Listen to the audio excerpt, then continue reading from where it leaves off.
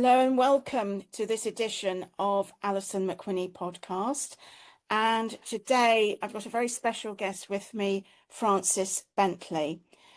Frances has recently published a book called Broken Bones, The Riddle of a Baby with Broken Bones. And we'll be talking about her book and the story behind that book. But most importantly, the key learnings from that book, which I think will be very insightful. Frances, tell us a bit about yourself. You're a coach and you're a healer. Yes, it's a pleasure to be here.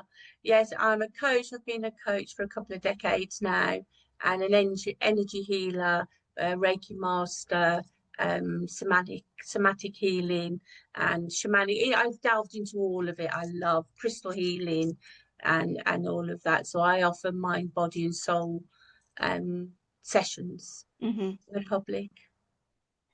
And would you take us through, in your own words, the story of your book and what happened that led you to write the book? Yeah, I'd always known that I was always told that I was the first battered baby to be featured in the newspapers and go to Crown Court in the UK. It was something I was always told. So I don't remember any big sitting down and somebody telling me. I just always knew. And then my mum died about 10 years ago, and my auntie sent me a newspaper cutting from 1964. And the newspaper cutting named me, my mum and dad, some of the injuries that I'd got. And it was following up on the case. And the title of it was The Riddle of the Baby with the Broken Bones. And it really got me thinking, what is the riddle? Because when you're born into that level of trauma, you don't know you're in trauma. It was my everyday life. I was a normal happy life to you, isn't it? Yeah. And I was when I was new or must have been told these things, it didn't even really feel like it was me. It was like a story about somebody else. I don't think I ever 100% connected with it. But the trauma it's there. It lives alongside you, in you, through you, everything, But I literally thought, oh, Dad's beat the kids up. I didn't even know the word trauma back then. So, it was my reality. So actually starting and having the newspaper, I probably had the newspaper cutting for about 6 or 7 years before I wrote the book. I kept on saying I was going to do it, I was going to do it.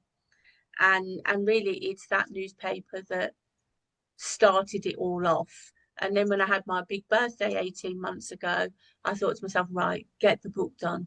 Stop talking about it, just do it. So there it is. She was out in May.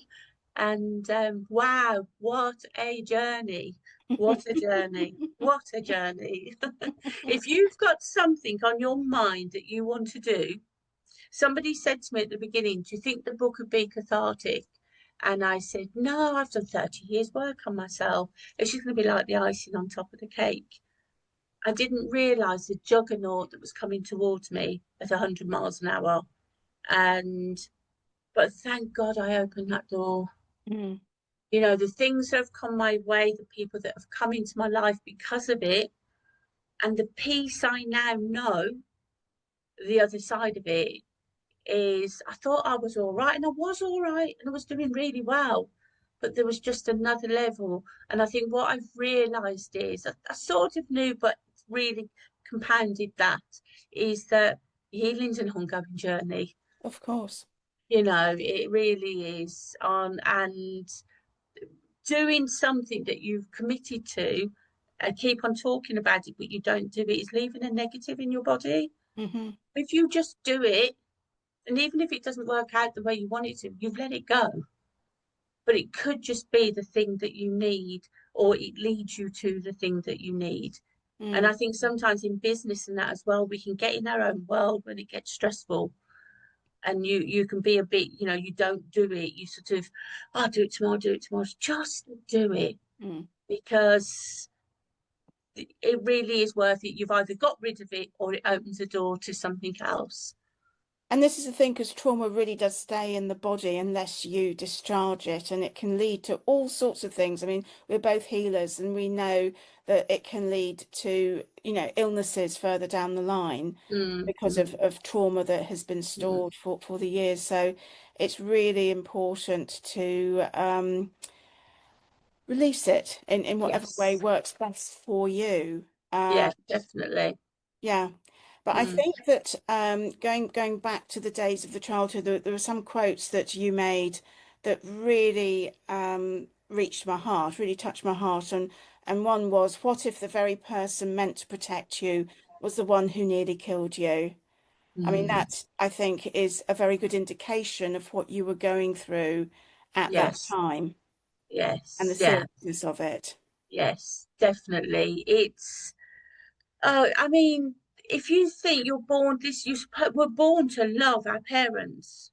We want to love them. Mm, Now, we have this feeling that when your parents or your main care providers are cruel or do anything like that, you don't fall out of love with them. You fall out of love with yourself because you feel you're not good enough, you're not this, you're not that, because you want them to love you and all of this. So everything like that is making you feel less. I was so possessive and jealous as a young woman, and I was all of these things, but it was the first man I was ever supposed to trust, yeah, broke that trust. And the results of that growing up showed themselves in so many different ways. I didn't realise it was trauma response. mm, I just thought I was jealous and possessive.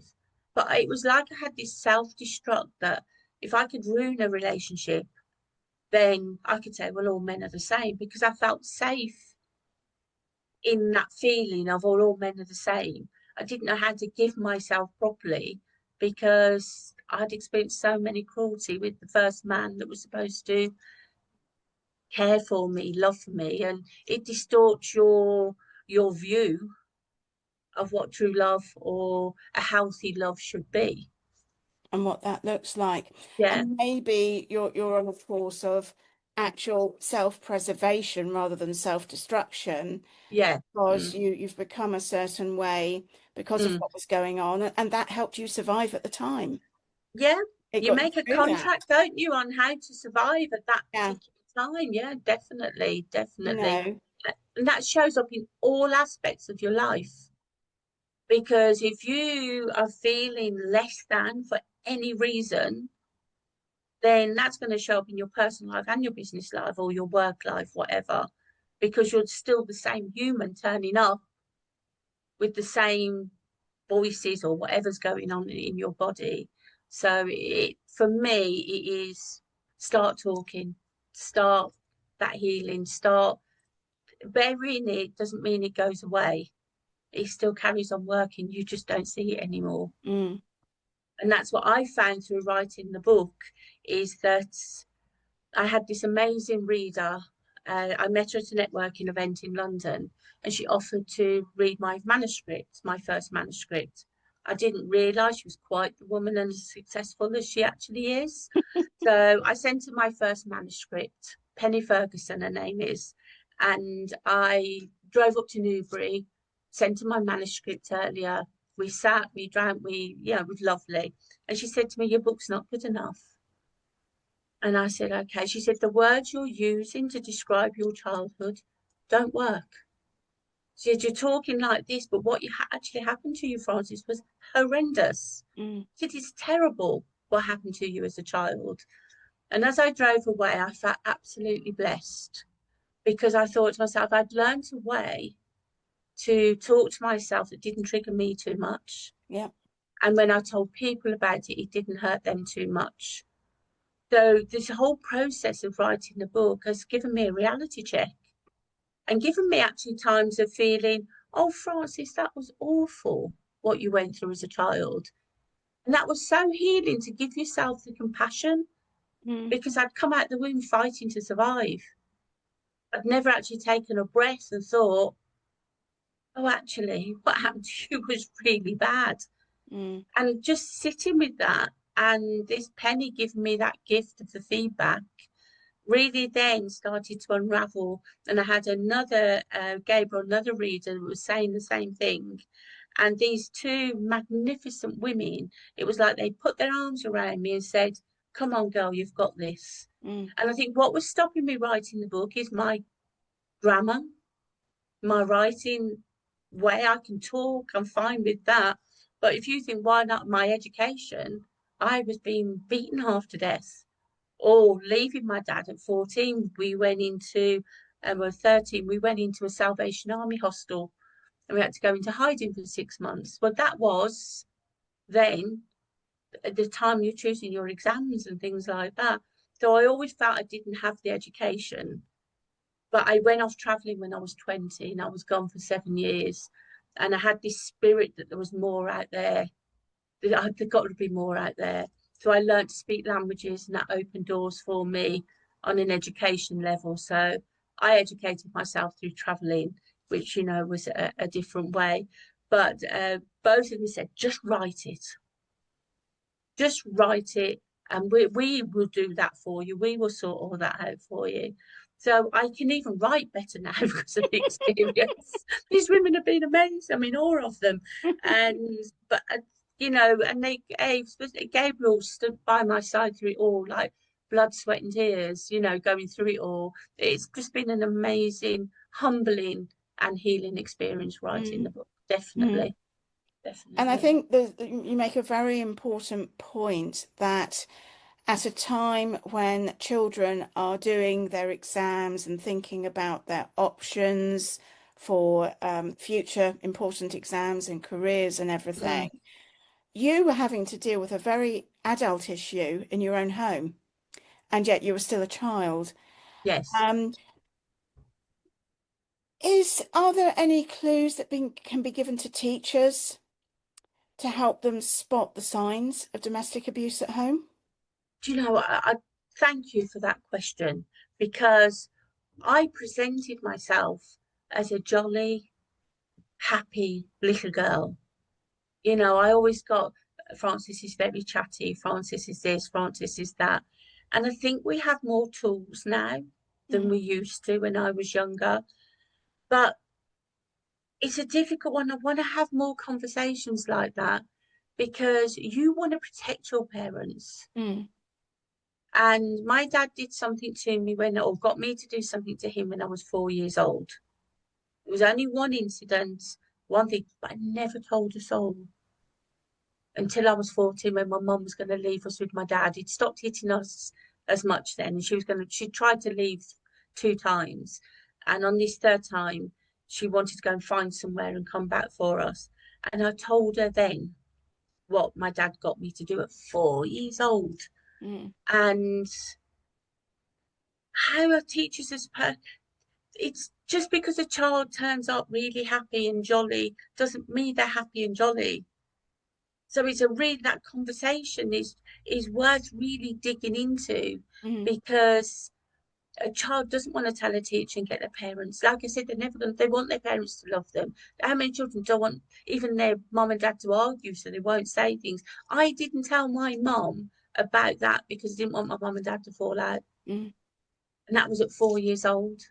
And I carried that till I was 14. And when we went to the solicitors, they he was so shocked because what the judge said during the divorce and that as well, he said that somebody like my dad will take away your ability to know what's right and wrong. Because when my dad got me to do something to him, I wasn't frightened. I was happy. I didn't know it was wrong. Mm. So these people take away your ability to know what's right and wrong. So but you present yourself because you feel happy in an unhappy world. You don't know it's wrong. Yeah. So how do they? What do they look for? It's a conversation that needs to be had in schools and teachers and listen to the odd thing. And it's really something I want to get into schools and talk about with teachers when they're looking for this sort of thing going on because there must be signs. Yeah. I wouldn't have presented myself as a child that come from a healthy, loving family. There must have been signs. So that's something through writing the book that I really want to get into because I think it's a really difficult one, because I wouldn't, I can tell by insecurities, you know, like that wanting to be needy all the time, wanting to be close, to be loved, to be, I was so needy for love and healthy love. So it's something I'm going to be delving into. I'd love to do another podcast with you with that in the future, because it's an amazing question, and it's something I keep on asking myself through Yeah. this whole process. How are they supposed to know? Because I wouldn't want them to know. And also I didn't know it was bad. Yeah. So how I keep on looking for the signs something will happen, a child's reaction, something. We know questions to ask, and you know, heartbreaking, really, when you think of it. Both teachers are more aware, and people around you are more aware, and gut instinct. Yeah.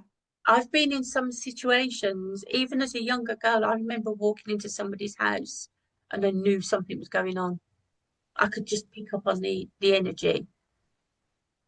And I did speak to the girl, and spoke to my mum, and they spoke, and I know things changed from that. But you know, if you get any inkling that something's not quite right, have a look. Just open that door and think, are they all right? Are they Yeah. okay? Yeah, it'd be Follow lovely to that have. gut instinct. It's that gut Yeah. instinct, you know, that if something, if they've reacted in a way that, and a few, I mean, if you're trauma aware, if I'm sitting with somebody and I see, I can tell the way they answer their questions, I can tell different things, but I'm trained. Yeah. And, you know, our teachers trained in that way. Some are, some aren't. You know, they're amazing at what they do, but, you know, are they trained to see these signs? So it is a question we need to ask and delve deeper into, definitely. Yeah.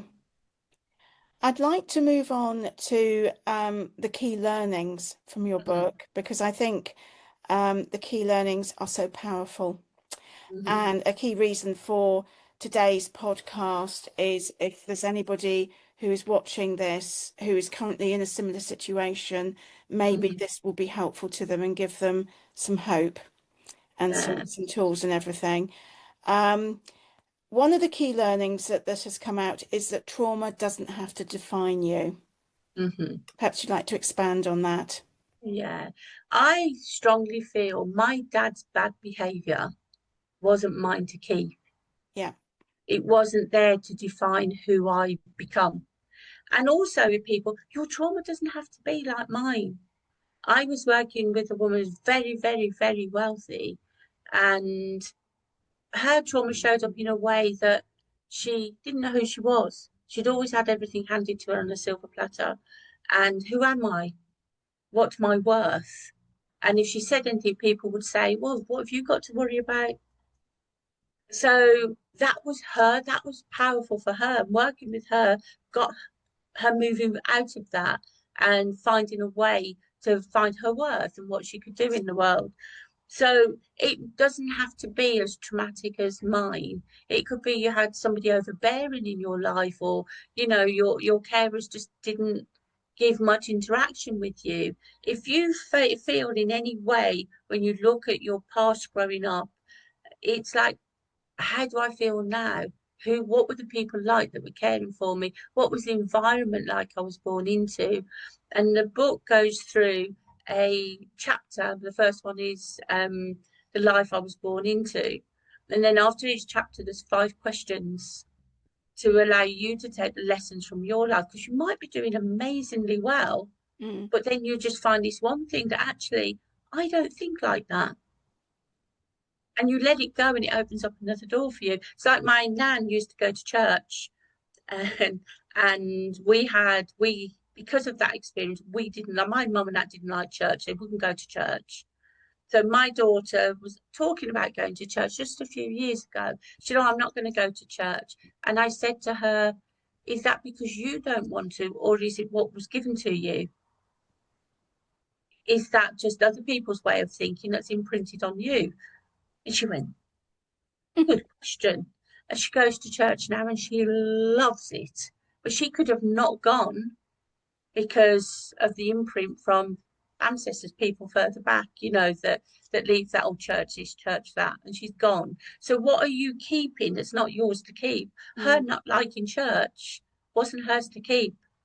And when she let that go, she goes to church and gives value, gains value, and absolutely loves it. So it can just be little things in your life that once you've looked at it and think, oh, actually, I think I even think that.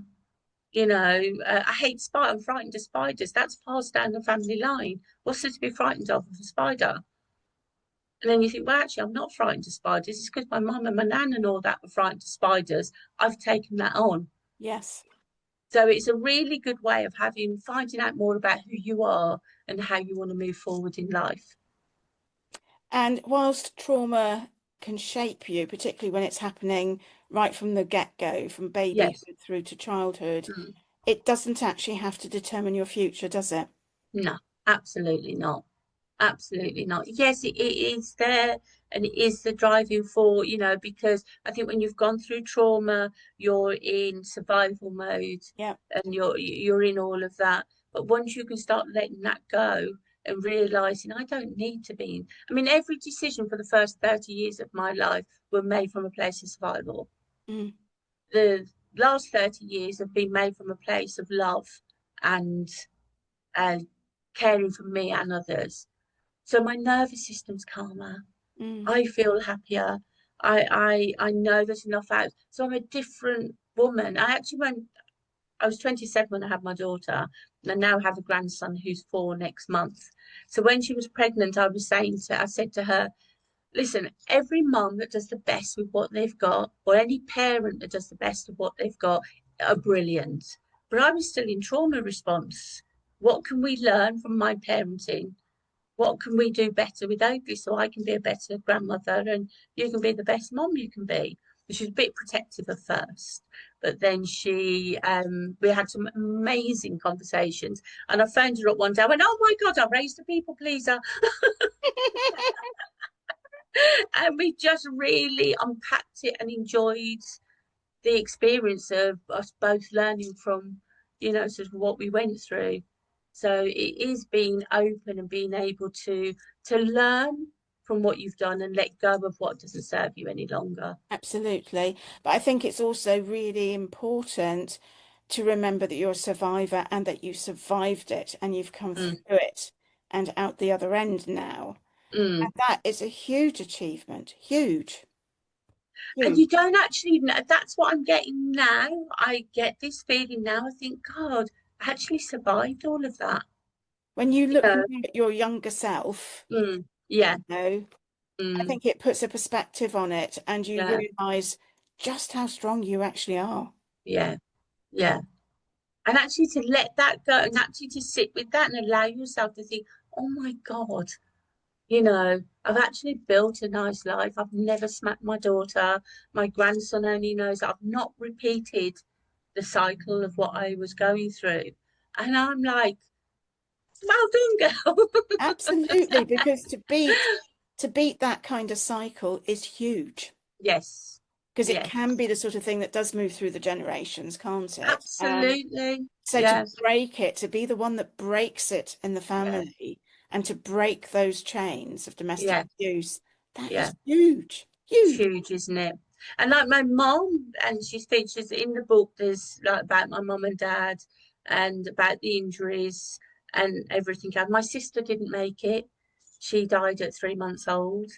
So I'd got from the readings, the I don't want to give trigger warnings and everything else, but the injuries were horrendous. Mm, And you think that little body went through all of that.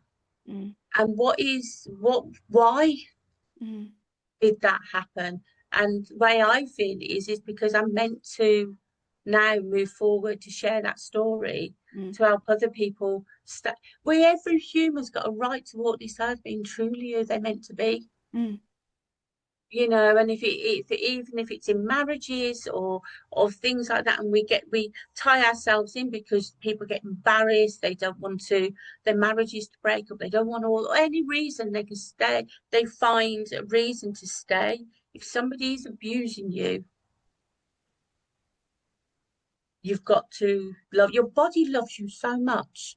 Your body fights for you 24/7. So if you're not feeling love, just hold yourself and just, I do this, we call it like a havening, where you just rub your shoulders and straight away you can, you calm down. And, you know, so breath work, breathe in through the nose for 4, hold for 2 and out for 6. Calm your nervous system down and choose you every day. It's a bit like that analogy of the airlines, you know, when the plane's going down, you put your oxygen mask on first. Yes. So if you, and they say, if you heal yourself, the impact on the future generations, and if you believe on the uh, energetic side, so that even heals generations back, that you can really impact the future of people and how you speak to yourself. You know, there's so many things that I'm passionate about, and I just hope that the book allows people to take the lessons from their life and learn about themselves and move forward. I mean, that takes us very nicely into key learning number 2, which Mm-hmm. is that healing is a gradual process. It doesn't happen overnight by and large, Mm-hmm. and does require consistent reflection, Mm-hmm. and community support. Yes, yes, definitely. I mean, I actually started writing the book properly at 60, and this, my injury started at 3 months old. So 60 years, and I am still unlocking trauma. That's still actually the words I changed. I now remember things that I didn't even know had happened before. So I still get that now and still have that impact. So it's working on it and not letting it overtake your life. Because as I was writing the book, a cousin of mine on my dad's side called me and she said her mum wrote a book, which was my auntie on my dad's side. And she said it was never published, but it documents everything that happened to you and everything your dad did to your mum and my mum. So I drove up to Birmingham to pick it up, and it was like reading a horror movie. So that's left trauma in me, in it, or it not left, and brought it up to work with. But thankfully, I have the skills, you know, to work with it and start bringing it through. But it's still PTSD all those years later. It's still there. So it's just be kind to yourself and do find different ways of working and releasing trauma, even if it's, you know, sort of getting counselling or something from the doctors or anything. Just, I suppose I've just learned to embrace it and think I'm not allowing, and nothing is staying in my body or anyone rent free. If you're not meant to be there, you're going. So I find ways to open up the door and let them go. I If don't it's want to close. served. Yeah, you've got your eviction notice. And the way I talk about it, I know it's not easy. Yeah. But if, and I don't mean to in any way to say it's easy, but just start pointing yourself in the right direction. And And it, step by yeah, step. step by step, just pointing yourself in the right direction and thinking to yourself, what can I do for me today? Because every time you choose you, you're getting stronger to provide for your family. I'm a stronger mum because I've done all this healing.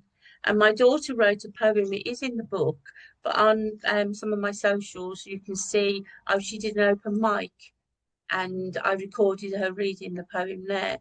Oh God, I said to her, you've made my life is worth living now. To hear those words come from your mouth, just everything else for me now is a bonus. Mm. Because at the end she put, you see, the childhood she didn't have, the childhood she deserved, she gave to me at the end. Powerful. And I just thought, you don't know what that means to me. You know, that you've had a wonderful childhood, Yeah. you know, and you can look back at it. And I think our family generations now are changed. And my book will be historical for our family to realise how strong we are and how we've come through. Because it started with my mum. when she left my dad and took us with her, she broke one of the links in the chain and showed us you don't have to, you don't have to be somewhere you don't want to be. You can choose you and do something different. Somatic and energetic modalities are so important for supporting emotional liberation, aren't they? Mm-hmm. And releasing stored trauma, not just physically, but energetically as well. Yeah. I think that's another key learning outcome from your book. Yes, yes, and I do some on there, and there will be more going on.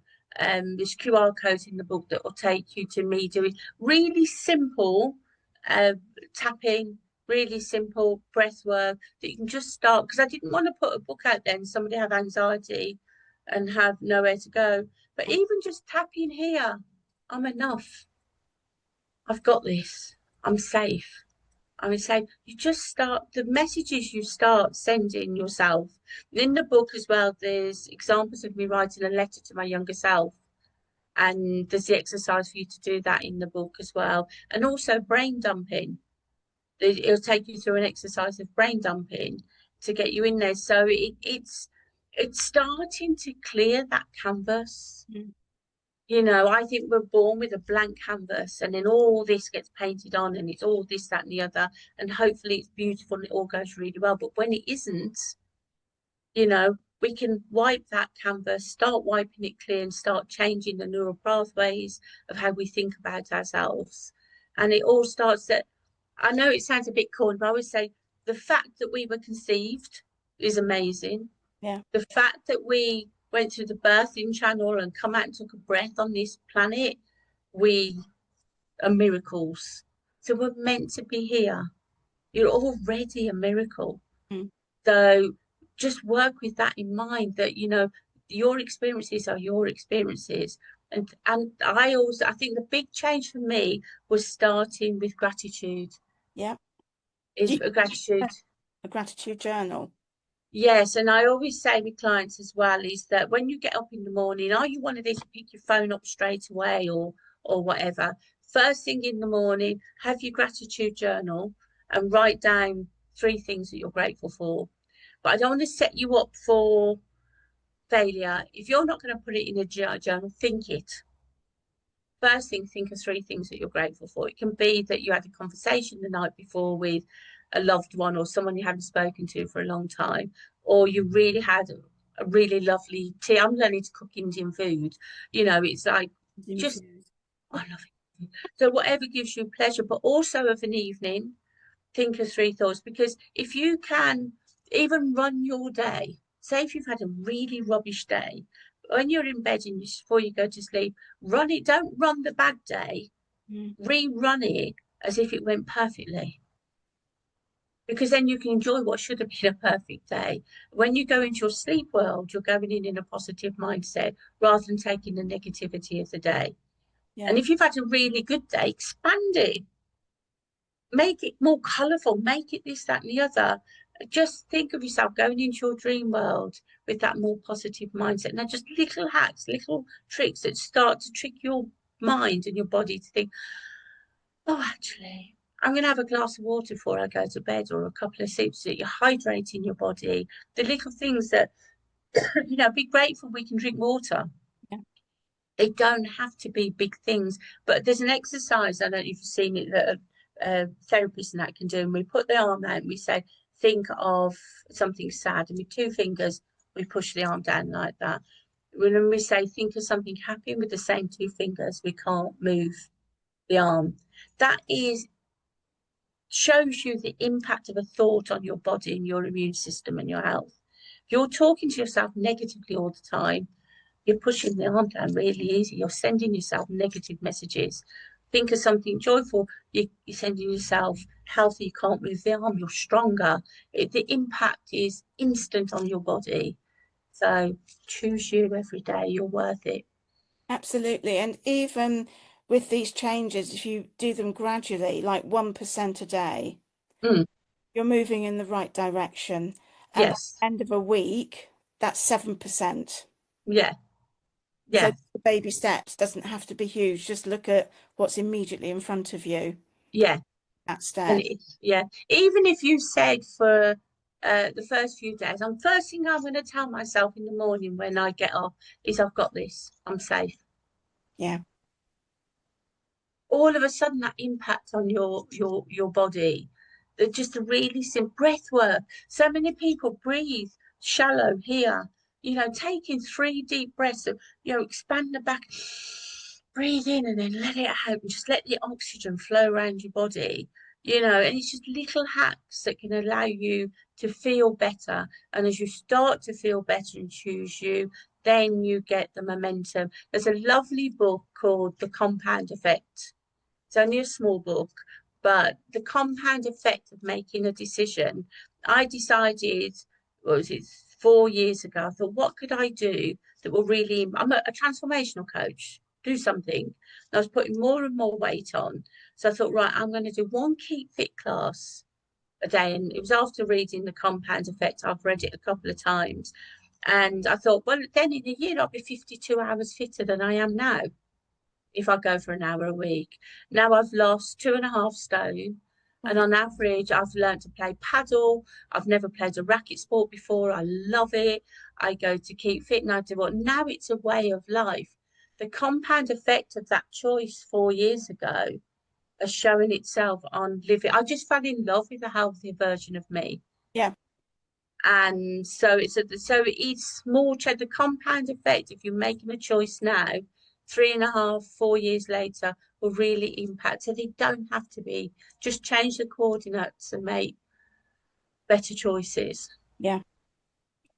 Another key learning point from your book, I think, is that authenticity and personal boundaries are empowering. Mm. Fall in love with the word no. I've got myself into trouble over the years. Somebody's asked me to do something or go somewhere, and I'd say yes because I want them to be happy and be a people pleaser. You think, oh, you want to go. No, no is just the opposite of yes. Mm. No, I can't do that. And actually, when you fall in love with the word no and realize it's not a bad word, it's just I can't do everything. And then you set your boundaries, and it's yes or no are the same thing. Can I do it? I always think, can I do it? Will it impact me? And will it be helpful for the other person?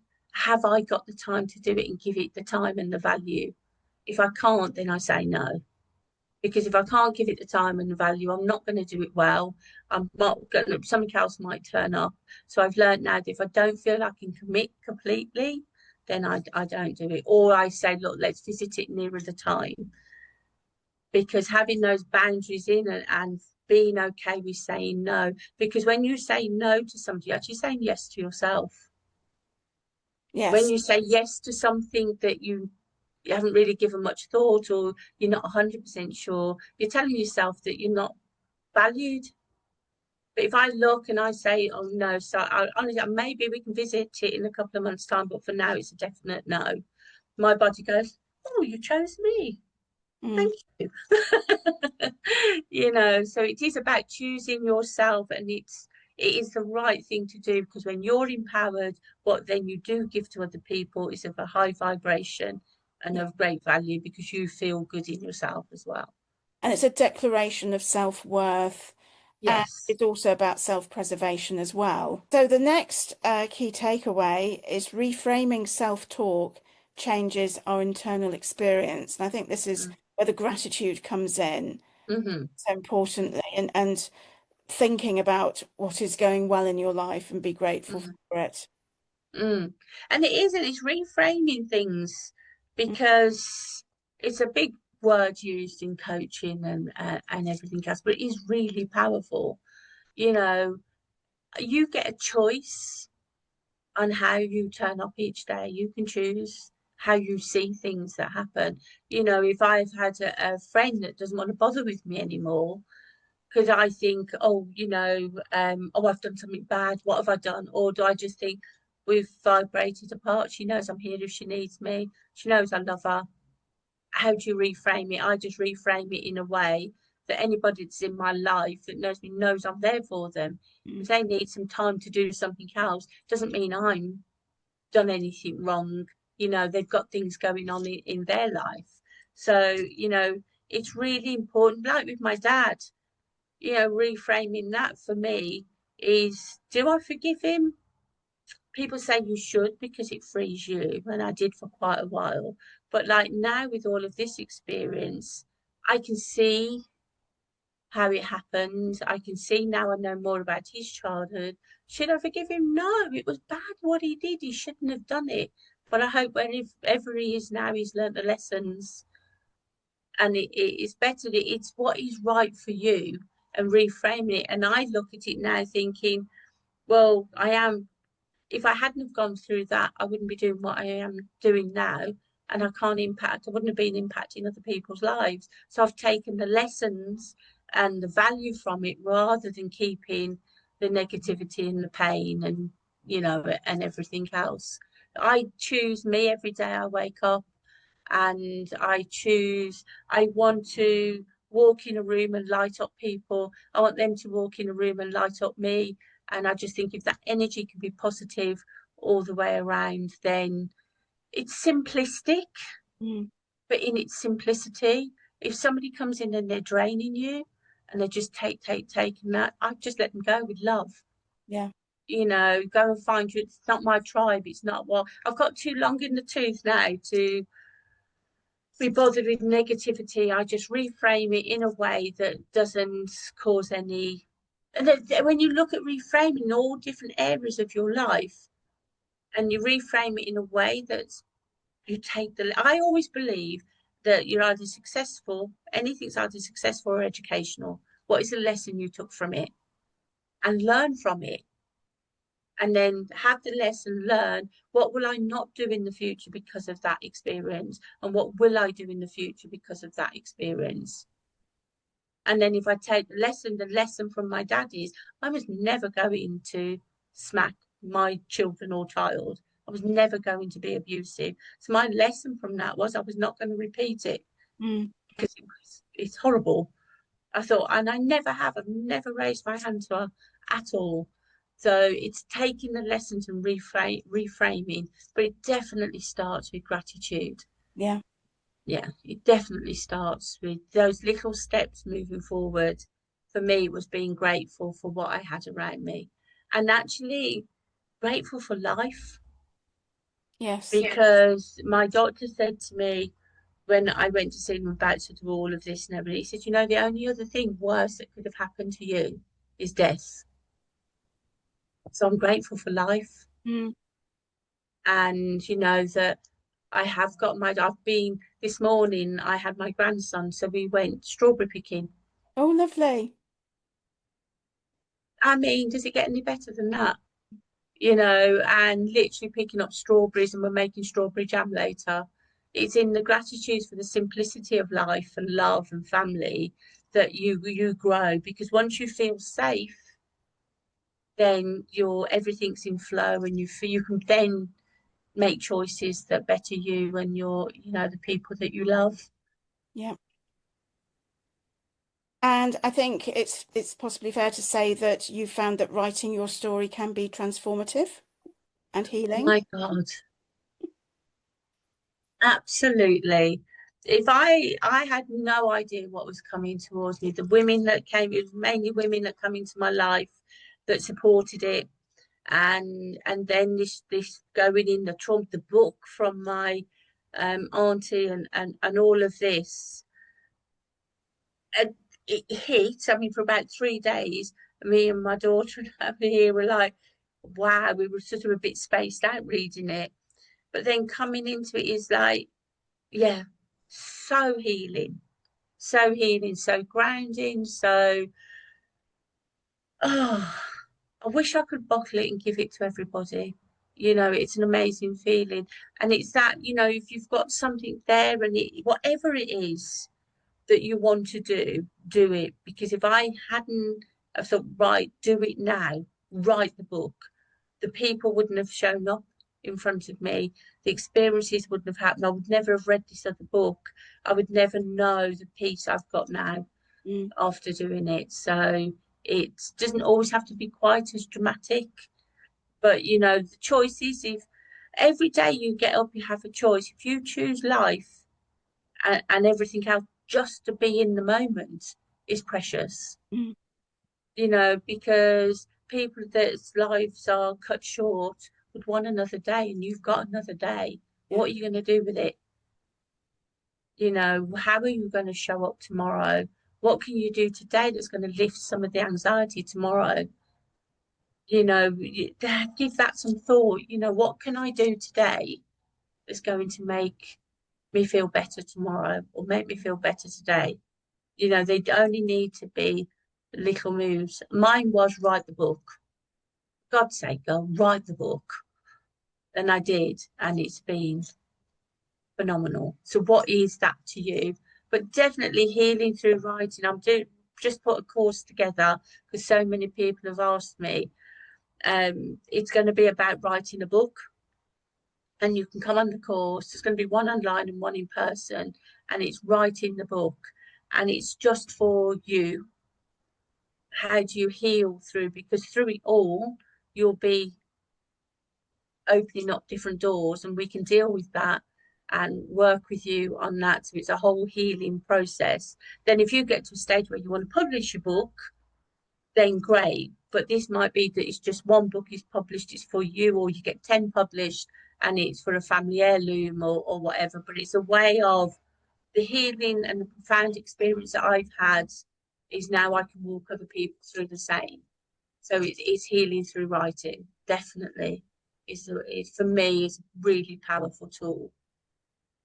And I think in your book as well, you underscore the importance of shared healing journeys and Mm, connecting with others that can deepen insight and reduce isolation. mm, And I believe very firmly in the power of prayer. mhm, And so if we've got something troubling us or something would be helpful, we pray about it. But I think also sometimes it's important to reflect that actually you might be the answer to somebody else's prayer. And I mm, think that, you know, with what you have done with your book and talking about it, I think you are definitely the answer to quite a few people's prayers who maybe aren't so far along the journey as you mm, are, and mm, showing the light and the way forward of mm, you can transition out. mm. Yeah. And I think it's thank you for that. That's beautiful. But it is, I suppose for me, it's just I don't want to say if I can do it, you can. It's not a case of that. No, no. If I can have the results that I've had, I want everybody to have what would be their results from Yes. feeling it. I want other people to feel the same way that I feel after writing this. And if I can help people in a step-by-step program in that process, then what a privilege.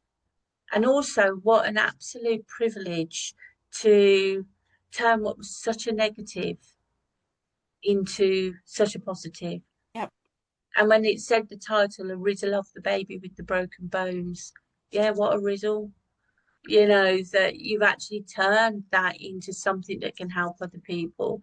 And if you've got a story or you've got something to put out there, somebody's meant to listen to it, Yep. you know, and, you know, when you're following a path of either healing or coaching or whichever way, you are meant for some people are meant to cross your path and learn from that. So don't hold yourself back thinking I'm not good enough or I'm not this, that, and the other. Hell, you're good enough. Start it, move out there, move it, start calming the monkey chatter down. You know, with all these voices in our heads, we can work with that. We can change it. We can, you know, if something's telling you you're not good enough, you're not this, that, and the other, you've opened a neural pathway and you're walking that constantly, but you can start another one and lower the light on this one and feel better about yourself. There's tools out there to really help you move forward in life. And I think the beauty of your book is it's part memoir, but it's also in part an interactive healing guide. Mm, And you're offering a framework that can help people navigate their journey through these things. and rewrite the narrative for the future. Mm, And another quote that I just love was your quote of, "You are not broken, you are becoming." mm, yeah, I think that's literally so, feel that. Oh, thank you. I really feel that when I look at my journey over the years and that, I was just becoming who I'm meant to be. yeah, And that's another thing of taking the lessons from your life, you know, and the questions in the book are just allowing you, and there's papers, spare paper in there for you to write in, so you can work with the book through it as well. And, you know, go on your own journey of self-discovery, yeah, you know, because it's, you know, my mom changed our lives forever. Thankfully, we told her numerous times, you know, thanks for leaving and dad and taking us with you, because it literally changed our lives forever, you know, and it's important. My auntie that saved the newspaper cutting for all those years, I've said to her, thank you. The book would never have come about if I hadn't received the paper cutting. So it's, if something turns up and you feel pulled to do it, then look at doing it, because it's turned up for a reason. yeah. We've covered quite a bit of ground in this podcast. Have I left anything out that you would like to share or say?